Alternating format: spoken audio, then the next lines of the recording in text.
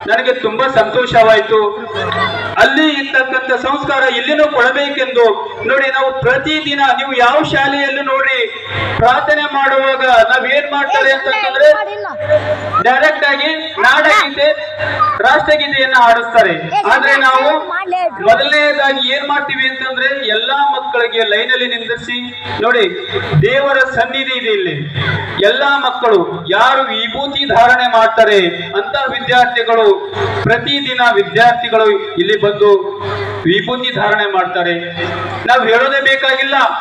ನಾವು prayer bell ಆದ ತಕ್ಷಣ ಅವ್ರು ಏನ್ ಮಾಡ್ತಾರೆ ಅಂತಂದ್ರ ಸೀದಾ ದೇವರ ಸನ್ನಿಧಿಗೆ ಬರ್ತಾರೆ.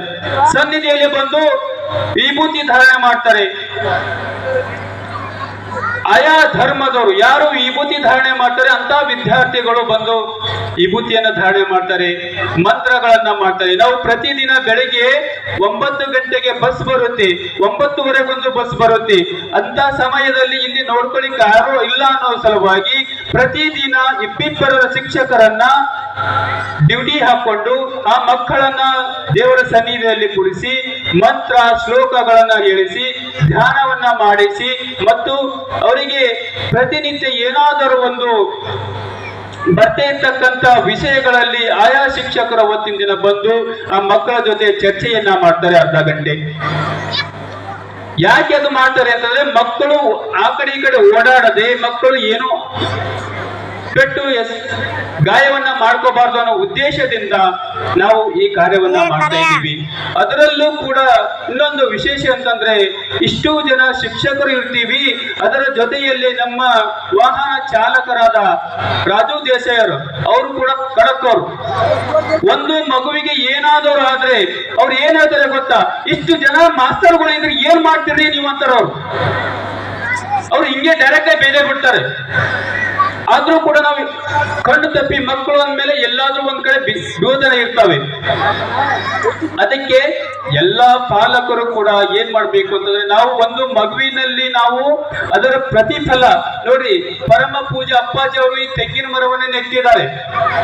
ಆ ತೆಂಗಿನ ಮರ ನೆಟ್ಟ ತಕ್ಷಣ ನಮ್ಗೇನು ಕಾಯಿ ಸಿಕ್ಬಿಡ್ತಾ ಸುಮಾರು 10 ವರ್ಷ ಆಗಿರಬಹುದು. ಆದ್ರೆ ಇವಾಗ ಕಾಯಿ ಸಿಗ್ತಾ ಇದೆ. ಅದರ ಸಲುವಾಗಿ ನಿಮ್ಮ ಮಕ್ಕಳು ನಿಮ್ಮ ಮಗುವಿನಲ್ಲಿ ಪ್ರತಿಫಲ ಸಿಗ್ಬೇಕಾದ್ರೆ ಸ್ವಲ್ಪ ಸಮಯ ಬೇಕು. ನಾವು ಇದೇ ವರ್ಷ ಜೆ ಶಾಲೆಗೆ ಹಾಕಿದ್ದೇವೆ, ನಮ್ಗೆ ಏನೂ ಬರ್ತಾ ಇಲ್ಲ ನಮ್ಮ ಮಗುವಿಗೆ ಅಂತ ನೀವು ಭಯ ಪಡಬಾರ್ದು. ಈ ವರ್ಷ ಇಲ್ಲ ಆದ್ರೂ ಕೂಡ ಮುಂದಿನ ವರ್ಷ ಆದ್ರೂ ಕೂಡ ನಮ್ಮ ಮಗು ಇನ್ನೂ ಉನ್ನತ ಮಟ್ಟದಲ್ಲಿ ಬರುತ್ತಾನೆ, ಇದರಲ್ಲಿ ಆ ಭಾವನೆ ನಿಮ್ಮಲ್ಲಿ ಇರಬೇಕು. ಯಾವುದೇ ಒಂದು ನಮ್ಮ ಶಿಕ್ಷಣ ಸಂಸ್ಥೆಯಲ್ಲಿ ಎಲ್ಲಾ ರೀತಿಯಾದ ಒಂದು ಶಿಕ್ಷಣ ಆಗಿರ್ಬೋದು, ಇನ್ನೇತರ ಚಟುವಟಿಕೆಗಳು, ಆಟ ಪಾಠಗಳಾಗಿರ್ಬೋದು, ಕಂಪ್ಯೂಟರ್ ಆಗಿರ್ಬೋದು, ಯೋಗ ಆಗಿರ್ಬೋದು, ಧ್ಯಾನ ಆಗಿರ್ಬೋದು, ಇಂಥ ಎಲ್ಲಾ ಮನೋರಂಜನೆಗಳು, ಚಿತ್ರಕಲೆ ಆಗಿರ್ಬೋದು, ಪ್ರತಿದಿನ ನಾವು ಮಕ್ಕಳಿಗೆ ಮಾಡಿಸ್ತಾನೆ ಇರ್ತೀವಿ. ಮಕ್ಕಳ ಸಂತೋಷ ಎಲ್ಲರಲ್ಲೂ ಕಾಣ್ತೀವಿ.